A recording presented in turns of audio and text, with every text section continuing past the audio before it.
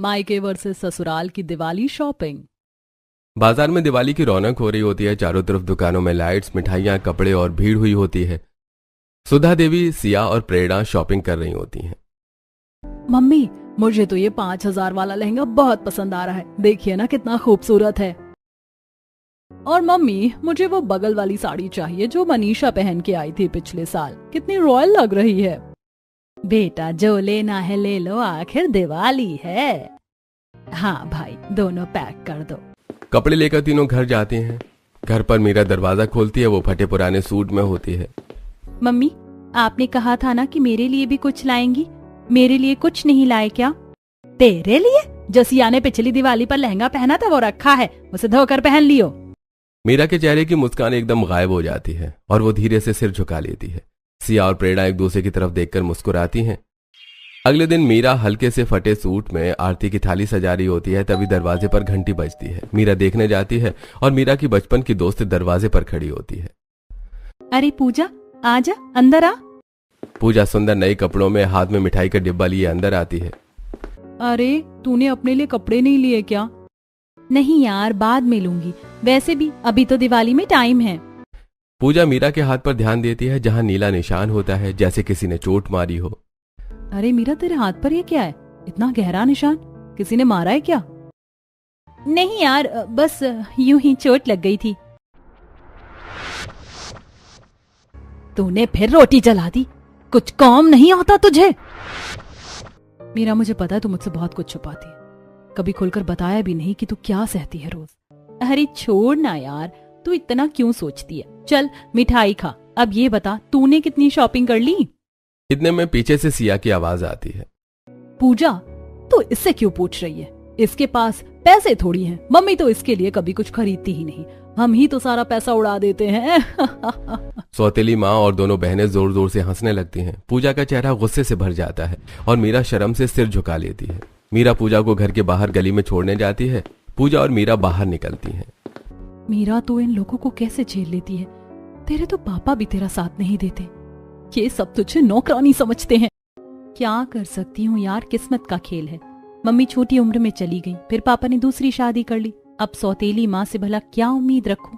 कभी देखा है तूने कोई सौतेली माँ जो अच्छी हो? मीरा, सच कहूं, जब तेरी शादी होगी ना तभी तुझे सुकून मिलेगा, वरना ये लोग तेरी जिंदगी नरक बना देंगे। हाँ, शायद तू सही कहती है। वैसे भी मायके में जैसा हाल है तो ससुराल से क्या ही उम्मीद रखूं। मैं रोज तेरे लिए दुआ करती हूँ कि तुझे ऐसा ससुराल मिले जहाँ तुझे इज्जत मिले, प्यार मिले। तू बहुत अच्छी है मीरा, तेरा हक इससे कहीं ज्यादा है। मीरा मुस्कुराती है और पूजा को गले लगा लेती है। अगले दिन सौतेली बहनों के बेड पर चारों तरफ कपड़े फैले हुए होते हैं। लहंगे, साड़ियां, पर्स, जूते, झुमके सब बिखरे पड़े होते हैं। दोनों सौतेली बहनें सिया और प्रेरणा कबर्ड साफ कर रही होती हैं। प्रेरणा, देखना, ये वाला सूट अब मुझे फिट नहीं आ रहा, इसे निकाल दे। हाँ, और ये जो कुर्ता है ना, ये भी पुराना हो गया है, फेंक दे। इतने में दरवाजा धीरे से खुलता है और मीरा अंदर आ जाती है। दीदी, मम्मी कह रही थी तुम लोग कुछ कपड़े मेरे लिए निकाल रही हो। हाँ हाँ, ले देख, ये सब कपड़े तेरे लिए ही निकाले हैं, और ये जूते चप्पल भी तेरे लिए ही हैं। मीरा हाथ में कपड़े लेकर देखती है। कपड़े जगह जगह से फटे हुए होते हैं और जूते की एड़ी टूटी होती है। दीदी, ये तो फटे हुए हैं, इनका मैं क्या करूंगी? अरे, तू कौन सी हूर की परी है जो फटे कपड़े नहीं पहन सकती? पहन लेना। वैसे भी तुझे कौन सा बाहर जाना है, घर में ही तो रहती है। फटे पहने या सिले, क्या फर्क पड़ता है? मीरा का चेहरा उतर जाता है। वो चुपचाप कपड़े एक तरफ रख देती है। दोनों बहनें हंसती रहती हैं। अगले दिन सिया और प्रेरणा आईने के सामने खड़ी होती हैं और अपने नए लहंगे लगाकर देख रही होती हैं। और सौतेली माँ सोफे पर बैठी चाय पी रही होती है। मम्मी देखो ना, ये वाले झुमके मेरे लहंगे पर कितने जच रहे हैं ना। और मम्मी, ये वाला बाजूबंद मेरे हाथ पर कितना प्यारा लग रहा है। वाह बेटा, तुम दोनों पर तो सब कुछ जचता है। दिवाली पर यही पहनना, सबकी नजरें तुम पर ही टिक जाएंगी। फर्श पर कोने में मीरा बैठी होती है और अपनी छोटी सिलाई मशीन पर अपने पुराने फटे सूट को सी रही होती है। सौतेली माँ उसे देखती है और गुस्से में उठकर उसके पास जाती है। मीरा, तू ये सब क्या कर रही है? ये सिलाई का काम तो तू रात को भी कर सकती है। अभी घर का कितना सारा काम पड़ा है, वो दिखाई नहीं दे रहा तुझे? मम्मी, दोनों दीदी भी तो यही काम कर रही है ना, तो मैंने सोचा मैं भी अपने सूट सिल लूं। सौतेली माँ गुस्से में मीरा को एक थप्पड़ मार देती है। अच्छा, अब तू वही करेगी जो ये करेंगी। जा जाकर झाड़ू उठा, सारा घर गंदा पड़ा है, दिवाली आने वाली है, सफाई करनी चाहिए और तू यहाँ बैठे कपड़े सी रही है जैसे कोई रानी हो। मीरा की आंखों में आंसू आ जाते हैं। वो धीरे से अपनी सिलाई मशीन छोड़ देती है और सिर झुकाकर खड़ी हो जाती है। ठीक है मम्मी, मैं जा रही हूँ। मीरा वहां से चली जाती है। सिया और प्रेरणा आईने में खुद को देखकर हंस रही होती हैं। अगले दिन पापा बेड के किनारे कुर्सी पर बैठे फोन चला रहे होते हैं। सौतेली माँ भी कमरे में नहीं होती, इसलिए मीरा अपने पापा से बात करने आती है। वो पापा के सामने खड़ी होती है। पापा, इस बार मेरी भी दिवाली के लिए कुछ नए कपड़े दिला दीजिएगा ना। बहुत साल हो गए मैंने एक भी नया कपड़ा नहीं लिया। अरे वैसे ही तो एक फूटी कौड़ी नहीं भाती इन माँ बेटी की वजह से, और तू अपनी फरमाइशें और ले आ। तेरी माँ के जाने के बाद क्या क्या संभालूं? पापा प्लीज। थोड़े बहुत पैसे थे वो सुधा और लड़कियों ने सब उड़ा दिया। अब मैं क्या करूं? पैसे कमाने पड़ते हैं बेटा, ना कि बस चाहा जाए और सब मिल जाए। ऐसे काम नहीं चलता है। पापा, पर मम्मी हर साल मुझे नए कपड़े दिला देती थी। मुझे भी मन कर रहा है इस बार, सच में दिल से चाह रही हूँ, बस एक बार एक सूट दिला दो। दिल से चाहना तो सब करते हैं, पर दिल से पैसों का पेड़ नहीं उगता। तू काम करती है नहीं तो पैसे कौन लाएगा? जो कमाते हैं वही खर्च भी करते हैं। पर पापा बस इस बार दिला दो। क्या करूं? चोरी करके लाऊं क्या? ऐसे ही काम नहीं चलता बेटा, घर चलाना पड़ता है, जिम्मेदारियां निभानी पड़ती हैं। मैं कहां से और पैसे निकालूं? मीरा का चेहरा उतर जाता है। ठीक है पापा, कोई बात नहीं। वो मुड़कर कमरे से बाहर निकल जाती है। अगले दिन दिवाली की रात आ जाती है। आसमान में पटाखे फूट रहे होते हैं। मोहल्ले के सारे घर रोशनी से जगमगा रहे होते हैं। मीरा खिड़की के पास बैठी बाहर झांक रही होती है। सब लोग नए कपड़ों में चमकते हुए दिए जला रहे थे। औरतें साड़ियों में सजी हुई हैं। उसकी आंखों में आंसू आ जाते हैं। अगर आज माँ होती ना तो मुझे ऐसे ही नए कपड़े पहनाकर बाहर भेजती। जब तक वो थी हर साल दिवाली पर नए नए कपड़े पहनती थी मैं। अब तो हर साल यही पुराने कपड़े, वही फटी सलवार, वही सिला हुआ दुपट्टा। काश माँ तुम मेरे पास होती। आंसू उसके गालों पर बहने लगते हैं और वो झट से चुन्नी से पोंछ लेती है। तभी दरवाजा खुलता है और उसकी सौतेली माँ कमरे में आ जाती है। अब तेरा रोना धोना खत्म हो गया? बाहर चल, पूजा शुरू हो गई है। ऐसे तेरी कोई जरूरत नहीं थी, लेकिन तेरे पापा ने कहा मीरा को भी बुला लो, वरना हम तो बिना तेरे ही काफी थे। जी मम्मी, आती हूँ। मीरा अपने आंसू छिपाकर फटे हुए सूट में बाहर निकलती है। घर के बाहर रोशनी और मिठाइयों की खुशबू फैली होती है। उसकी दोनों सौतेली बहनें सिया और प्रेरणा नए लहंगे, झुमके और मेकअप में सजी खड़ी होती हैं और सब मिलकर पूजा आरती करते हैं।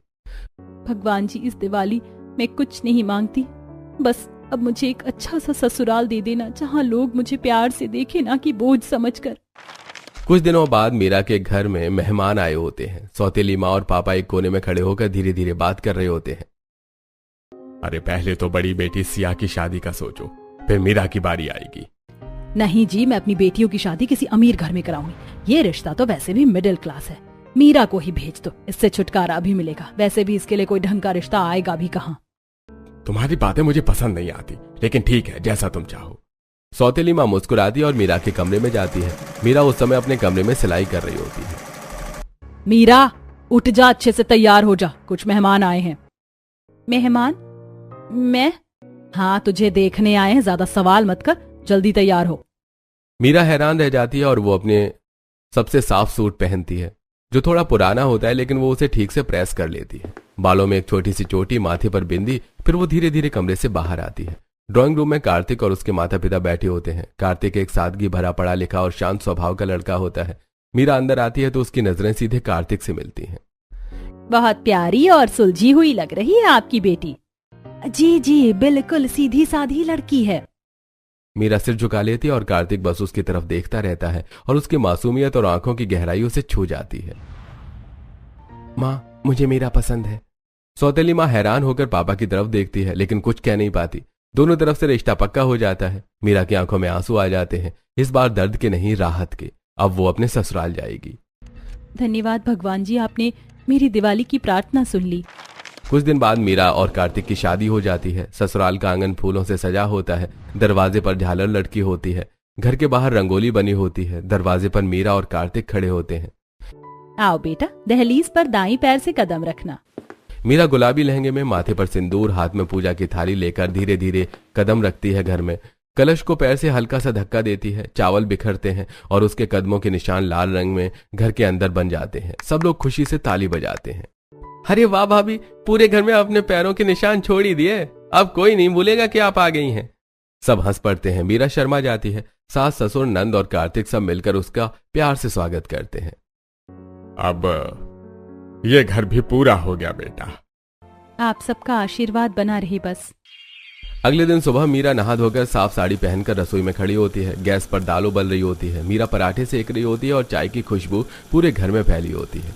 अगर माँ होती तो कहती, मीरा पराठे गोल बना। बस माँ, आज भी तुम्हारे जैसे ही सबके लिए बनाऊंगी। तभी ऊपर से सास की आवाज आती है, अरे रसोई में कौन है इतनी सुबह सुबह?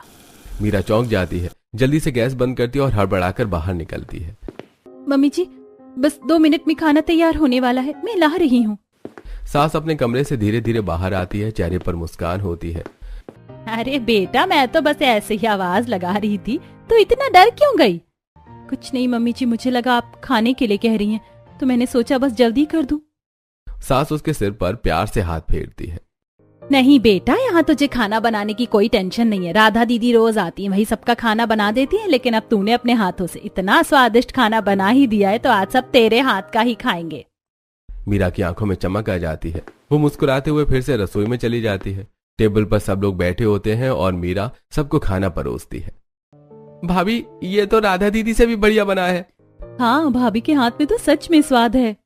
सास ससुर एक दूसरे को देखकर मुस्कुराते हैं। सास उठकर अपने कमरे से एक सुंदर सी थाली लाती है जिसमें शगुन के पैसे और मिठाई रखी होती है। बेटा, ये तेरी पहली रसोई का इनाम है। अरे मम्मी जी, इसकी तो कोई जरूरत ही नहीं, बस आप सबको खाना पसंद आया, यही मेरे लिए बहुत है। बेटा, इसकी जरूरत नहीं होती है तो शगुन होता है, मुझे भी मिला था अपनी पहली रसोई पर। हाँ बेटा, सास ससुर से जितने भी पैसे मिले ना, उन्हें संभाल कर रख लेना चाहिए। ऐसा मौका बार बार नहीं आता। भाभी, आप बिल्कुल सही कह रही हैं। हमें तो अब तक ऐसा कोई मौका नहीं मिला, कम से कम आप तो रख लो। सारे घर वाले हंसने लगते हैं। मीरा भी हंस देती है। उसकी आंखों में खुशी और अपनापन दिखता है। धन्यवाद भगवान जी, आपने सच में मेरी दुआ सुन ली। अब मुझे एक ऐसा घर मिला है जहाँ डर नहीं, बस प्यार है। मीरा मुस्कुराती है। अगले दिन घर में रौनक होती है। सब लोग तैयार हो रहे होते हैं। सास नई सिल्क की साड़ी पहन रही होती है। ससुर कार की चाबी ढूंढ रहे होते हैं। नंद लिपस्टिक लगा रही होती है। मीरा एक कोने में हल्के रंग के सिंपल अनारकली सूट में खड़ी सबको देख रही होती है। अरे बेटा, तो तैयार नहीं हुई? सब लोग दिवाली की शॉपिंग के लिए जा रहे हैं। मम्मी जी, मेरी क्या जरूरत है? आप सबको तो पता ही है क्या क्या सामान लेना है, मैं यहीं रह जाती हूँ। अरे पगली, दिवाली की शॉपिंग में जरूरत नहीं देखी जाती है, ये त्योहार तो सबके लिए होता है। हर किसी को कुछ ना कुछ तो नया लेना ही चाहिए। जा, जल्दी से तैयार होकर आ जा। मीरा हल्की सी मुस्कान के साथ सिर हिलाती है और अपने कमरे में चली जाती है। थोड़ी देर बाद वो एक सिंपल साड़ी पहनकर, बाल बांधकर और हल्का काजल लगाकर बाहर आती है। सास उसे देखकर खुश हो जाती है। बस, अब तो मेरी बहू किसी हीरोइन से कम नहीं लग रही। सब लोग हंसते हैं और कार में बैठकर मॉल के लिए निकल जाते हैं। मॉल दिवाली की लाइटों से जगमगा रहा होता है। हर जगह मिठाइयों और कपड़ों की दुकानें सजी होती हैं। सारा परिवार सब जगह घूमता है। भाभी, उधर मिठाई की दुकान देखो, वहां तो लड्डू की खुशबू आ रही है। मीरा मुस्कुराती है, लेकिन उसकी नजर कपड़ों की दुकान की ओर चली जाती है। वहां एक बहुत सुंदर सी साड़ी टंगी होती है, हल्की सी सुनहरी और नीले बॉर्डर वाली। वो पास जाकर साड़ी को हाथ में लेती है, कपड़े को पलट कर देखती है और फिर धीरे से वापस रख देती है। मम्मी जी को बताऊं कि मुझे ये साड़ी पसंद है? अरे नहीं, ऐसा कहूंगी तो क्या सोचेंगी? अभी तो आई है और अभी से ही फरमाइशें शुरू कर दी। छोड़ो, कभी और ले लूंगी। वो साड़ी को आखिरी बार प्यार से देखती है और थोड़ा उदास होकर आगे बढ़ जाती है। तभी सास पीछे से ये सब देख लेती है। भैया, वो वाली साड़ी पैक कर दीजिए जो मेरी बहू देख रही थी। हाँ, वही सुनहरी बॉर्डर वाली। सास धीरे से पैक करवा कर बाकी शॉपिंग में लग जाती है। मीरा को कुछ पता नहीं चलता। शाम का समय होता है। सब लोग घर लौटते हैं। टेबल पर ढेर सारे बैग रखे होते हैं, मिठाई, कपड़े, गिफ्ट। मीरा सब सामान निकाल कर देख रही होती है। तभी उसकी नजर उस साड़ी पर पड़ती है जो उसे मॉल में पसंद आई थी। मम्मी जी, आपने ये साड़ी ले ली? ये तो बहुत सुंदर है। नहीं बेटा, ये तेरे लिए है। मैंने देखा था तू बार बार इस साड़ी को देख रही थी, तुझे बहुत पसंद आ गई थी ना? मीरा की आंखों में चमक आ जाती है। मम्मी जी, आपने मेरे मन की बात बिना कही ही समझ ली। बेटा, माँ बेटी के रिश्ते में बोलने की जरूरत नहीं होती, बस आंखों से ही सब समझ आ जाता है। थैंक यू मम्मी जी, सच में ये साड़ी मुझे बहुत पसंद थी। सास उसे गले से लगा लेती है। कार्तिक मुस्कुराकर उन दोनों को देखता है और कहता है, माँ के दिल की तो कोई मशीन नहीं होती जो सब स्कैन कर लेती है, वो बस दिल से समझ लेती है। सब हंसने लगते हैं। अगले दिन मीरा अपने कमरे में लेटी होती है। चेहरे पर थकान और कमजोरी दिख रही होती है। सास और नंद दोनों उसके सिरहाने बैठी होती हैं। मीरा बेटा तू आराम कर, मैंने दवाई दे दी है और सूप भी रखा है, थोड़ा पी ले। हम बस दिवाली की थोड़ी शॉपिंग करके आते हैं, ज्यादा देर नहीं करेंगे। ठीक है मम्मी जी, आप लोग जाइए, मैं आराम कर लूंगी। भाभी कुछ चाहिए तो फोन कर देना, मैं तुरंत आ जाऊंगी। दोनों बाजार के लिए निकल जाती हैं। बाजार में दिवाली की रौनक होती है, हर दुकान पर लाइटें, मिठाइयों की खुशबू और भीड़ का शोर होता है। सास और नंद दोनों एक सूट की दुकान पर खड़ी होती हैं। मम्मी देखिए ना, ये सूट कितना प्यारा, बिल्कुल भाभी पर सूट करेगा। अरे हाँ, यही तो मीरा के लिए सही रहेगा, इसे पैक कर दीजिए भाई साहब। दोनों सूट खरीद कर घर लौटती हैं। घर पहुंचते ही मीरा थोड़ा ठीक हो चुकी होती है, फिर भी जैसे ही दरवाजे की आवाज आती है तो वो अपने कमजोर शरीर से उठकर दरवाजा खोलती है और अपनी सास नंद के लिए पानी लेकर जाती है।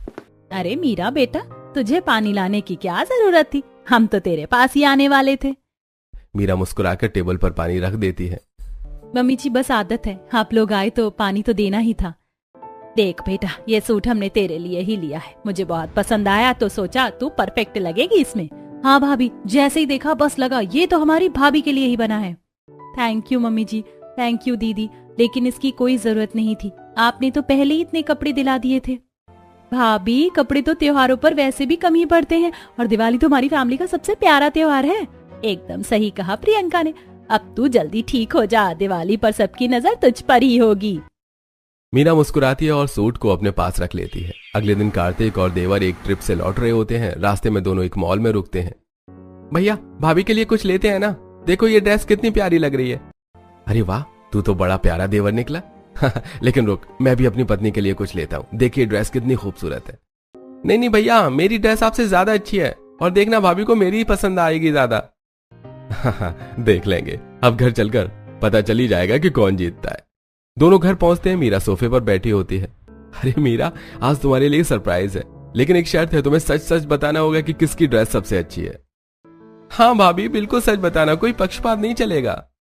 क्या बात है, कोई कंपटीशन चल रहा है क्या? हाँ जी, आज पति और देवर में ड्रेस वॉर है। दोनों एक साथ गिफ्ट बॉक्स खोलते हैं। दोनों ही ड्रेस बेहद खूबसूरत होती हैं। अब बताओ मीरा, कौन जीता? भाभी ध्यान रहे, मैं भी तुम्हारा भाई हूँ, मुझे नाराज मत करना। दोनों ड्रेस बहुत सुंदर हैं। मैं अपने प्यारे पति और प्यारे देवर के बीच कैसे चुनाव कर सकती हूँ, दोनों ही जीत गए। सब हंस पड़ते हैं मीरा की बात सुनकर। चलो ठीक है, ये भी सही जवाब है। भाभी भी पूरी तेज है, दोनों साइड संभाल ली। वाह, अब समझ आई कि घर की लक्ष्मी कौन है जो सबका दिल जीत लेती है। फिर पूरा परिवार हंसता हुआ एक साथ बैठता है। अगले दिन दोपहर का समय होता है। घर के बाकी लोग अपने अपने कामों में व्यस्त होते हैं। मीरा अपने कमरे की खिड़की के पास बैठी होती है। वो मुस्कुराते हुए बाहर देख रही होती है और मन ही मन सोच रही होती है, मेरा ससुराल कितना अच्छा है। सच में ये सब मेरी माँ की दुआओं का असर है। वो मुझे छोड़कर चली गई, लेकिन शायद उनकी आखिरी प्रार्थना यही थी कि मुझे अच्छा घर, अच्छा परिवार मिले। जिस दिन से मैं यहाँ आई हूँ, मुझे मायके की बिल्कुल याद नहीं आती। यहाँ सब इतने प्यारे हैं कि मुझे किसी चीज की चिंता ही नहीं होती। वो थोड़ी देर तक यूं ही खिड़की से बाहर देखती रहती है। गार्डन में सास और नंद की हंसी की आवाज आती है तो उसके चेहरे पर फिर मुस्कान आ जाती है। रात का समय होता है। मीरा और कार्तिक दोनों बेड पर बैठे बात कर रहे होते हैं। मीरा, तुम्हें यहाँ पर कोई तकलीफ तो नहीं हो रही है ना, या कोई ऐसी बात जो तुम मुझे बताना चाहती हो? नहीं कार्तिक, बिल्कुल नहीं। यहाँ सब बहुत अच्छे हैं, सब लोग मेरा इतना ख्याल रखते हैं और आप भी मेरा कितना ख्याल रखते हो। मैं बस यही चाहता हूँ कि अगर तुम्हें कभी किसी बात की परेशानी हो तो बिना झिझक मुझे बताना, या फिर मम्मी पापा दीदी किसी को भी। लेकिन अगर किसी से भी बात ना हो पाए तो मुझे जरूर बताना, ठीक है? अगर कभी ऐसी बात हुई तो सबसे पहले तो मैं मम्मी को बताऊंगी। वो दिन भर मुझसे बात करती है, सब कुछ पूछती हैं। अब तो इतना घुल मिल गई हूँ उनसे कि पहले उन्हीं से बात करने का मन करता है। वाह, मतलब मेरी बीवी ने और मेरी मम्मी ने मिलकर मुझे साइड लाइन कर दिया है ना? ना तुम मुझसे कुछ बताती हो और ना वो बताती हैं।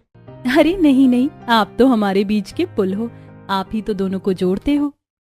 अच्छा, अब मैं पुल बन गया। चलो ठीक है, जब तक ये पुल टूटता नहीं है तब तक घर की खुशियां भी बनी रहेंगी।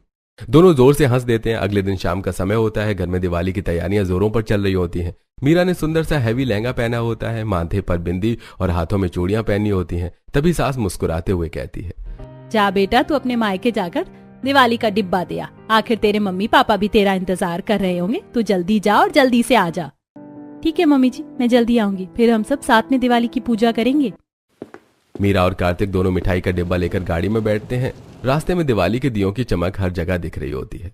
मीरा, तुम अंदर जाकर मम्मी पापा से आराम से मिल लो, मैं बस पीछे वाली गली में अपने दोस्त को मिठाई देकर आता हूँ।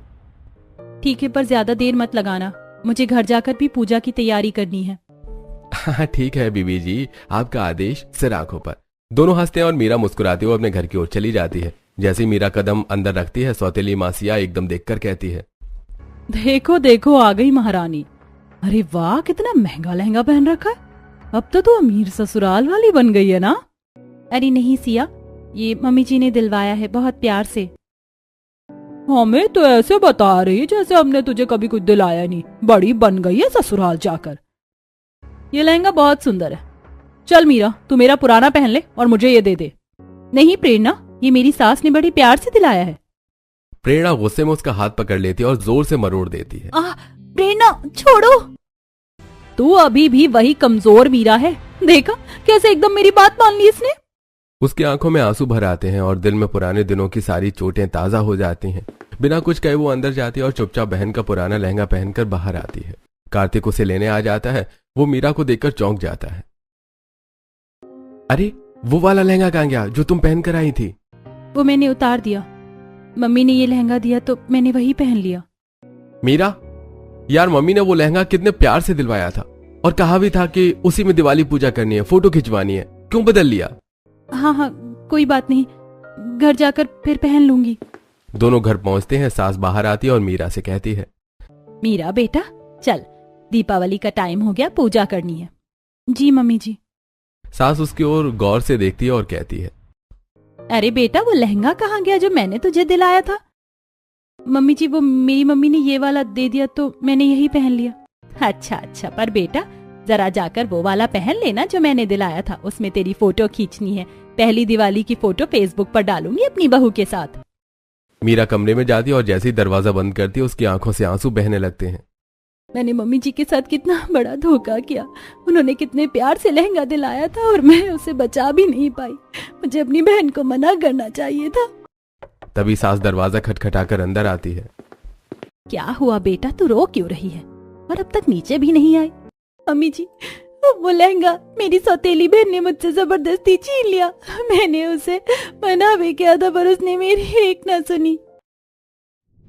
ओ बेटा, ये निशान उसी ने दिए हैं ना? हाँ मम्मी जी, वो लोग हमेशा ऐसे ही करते आए हैं।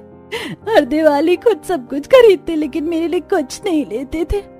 अब बस बेटा, अब तू कभी उन लोगों के लिए परेशान मत होना। तेरे लिए मैं ऐसे 10 लहंगे मंगवा दूंगी, तू बस खुश रह। तभी नंद कमरे में आ जाती है।